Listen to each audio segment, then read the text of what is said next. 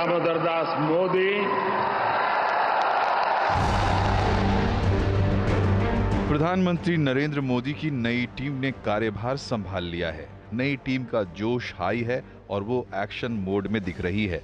लोकसभा चुनाव में बीजेपी अपने दम पर बहुमत तो हासिल नहीं कर पाई, लेकिन सहयोगी दलों की मदद से एनडीए सरकार बनाने में कामयाब रही। बीजेपी को सबसे बड़ा झटका यूपी में लगा, जहां राम मंदिर के मुद्दे का खास असर होता नहीं दिखा। खबरें ये भी आई कि चुनाव में बीजेपी ने राष्ट्रीय स्वयंसेवक संघ यानी आरएसएस की अनदेखी की, जिसका खमियाजा उसे भुगतना पड़ा। इसी बीच संघ प्रमुख मोहन भागवत के बयानों ने बीजेपी और आरएसएस के बीच खटपट की खबरों को हवा दे दी है। नागपुर में संघ से जुड़े कार्यकर्ता विकास वर्ग द्वितीय के समापन कार्यक्रम में उन्होंने चुनाव में राजनीतिक दलों के बीच मुकाबले को लेकर खरी खरी बातें कही। उन्होंने कहा कि लोगों ने जनादेश दे दिया है और अब सब कुछ उसी के अनुसार होगा। लोकतंत्र में नेता को अहंकार नहीं, मर्यादा का पालन करना चाहिए। काम करते सब लोग हैं, लेकिन कार्य करते समय मर्यादा का पालन करते हुए उसको करना। उस मर्यादा का पालन करके जो चलता है वो कर्म करता है, लेकिन कर्मों में लिप्त नहीं होता। उसमें अहंकार नहीं आता कि मैंने किया, और वही सेवक कहलाने का अधिकारी रहता है। मोहन भागवत ने चुनाव प्रचार में नेताओं की गिरती मर्यादा पर भी सवाल खड़े किए।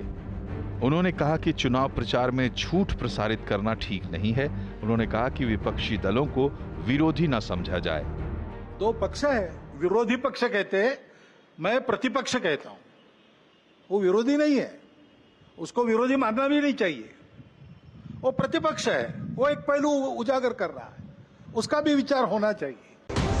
मोहन भागवत ने मोदी सरकार के लिए लगातार सिरदर्द बने मणिपुर की हिंसा पर भी चिंता जताई। अब 1 साल से मणिपुर शांति की राह देख रहा है। उसके पहले 10 साल शांत रहा। पुराना गन कल्चर समाप्त हो गया ऐसा लगा, और अचानक जो कलह वहां पर उपज गया या उपजाया गया, उसकी आग में अभी तक जल रहा है, त्राही त्राही कर रहा है। कौन उस पर ध्यान देगा? प्राथमिकता देके उसका विचार करना ये कर्तव्य है। वैसे भागवत और आरएसएस विपक्ष के हमेशा निशाने पर रहते हैं, लेकिन मणिपुर पर संघ प्रमुख के बयान को उसने लपक लिया। मुझे लगता है कि सरकार को बहुत पहले सचेत होना चाहिए था। देश के कोने में हिंसा हो रही है, अपराध किए जा रहे हैं, बलात्कार किए जा रहे थे, और वहाँ की हिंसा को रोकने के लिए केंद्र सरकार ने कोई कदम नहीं उठाए। उसका भी दुख हम सब लोगों को है, लेकिन अब उनके खुद लोग बोल रहे हैं तो जरूर सरकार इस पर संज्ञान लेगी। Welcome his statement from the bottom of my heart, because Manipur is a part of India. It's an integral part of India, and when we see our people suffering so much, it is extraordinarily disturbing for all of us, and this is something we have been asking. The India Alliance has been asking for the longest time that let's have a discussion, let's form a good committee with all party.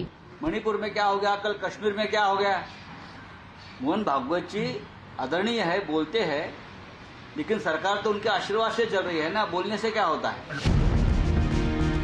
तो सवाल ये है कि क्या RSS और BJP के बीच रिश्ता इतना खराब हो गया है कि उसे सुधारा नहीं जा सकता? क्या ये व्यक्तियों के अहम का टकराव है, या प्रधानमंत्री मोदी की लीडरशिप में बीजेपी इतनी बड़ी हो गई है कि अब उसे आरएसएस की जरूरत ही नहीं रह गई है? क्या इस बढ़ती दूरी की वजह से संघ ने चुनावी मैदान में पार्टी का पूरा साथ नहीं दिया और उसी का नतीजा है कि बीजेपी बहुमत से दूर रह गई? बैकग्राउंड में रहकर जिस तरह से आरएसएस काम करता है, क्या इससे उसकी प्रासंगिकता कम होती जा रही है, या संघ के बगैर बीजेपी का गुजारा नहीं है और नई परिस्थितियों में बीजेपी नेतृत्व अपने काम करने के तौर तरीके में बदलाव करेगा और संघ के लिए स्पेस निकालेगा?